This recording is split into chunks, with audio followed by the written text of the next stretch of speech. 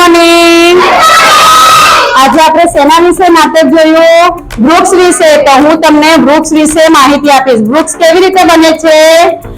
જમીન અને ખેતર ખેડી એમાં નાનું બીજ રોપવામાં આવે છે, પછી એમાં પાણી નાખવામાં આવે અને ખાતર નાખી અને સિંચવામાં આવે છે, પછી એમાંથી બીજમાંથી અંકુર ફૂટે છે અને પછી નાનો છોડ બને છે અને પછી ધીરે ધીરે ઘટાદાર વૃક્ષ બને છે. બધાએ વૃક્ષો જોયા છે?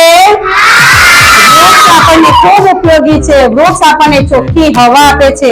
વૃક્ષમાંથી આપણને શું મળે ખબર? રંગબેરંગી ફૂલો મળે, જાત જાતના ફળો મળે છે. પક્ષીઓ ક્યાં માળો બનાવે છે? વૃક્ષની ઉપર પક્ષીઓ માળો બનાવે છે.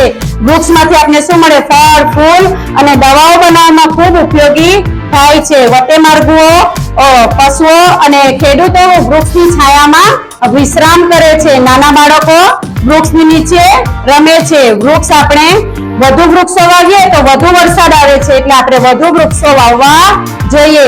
વૃક્ષ આપણને ખૂબ ઉપયોગી છે. વૃક્ષોનું આપણે રક્ષણ કરવું જોઈએ. સમજ પડી?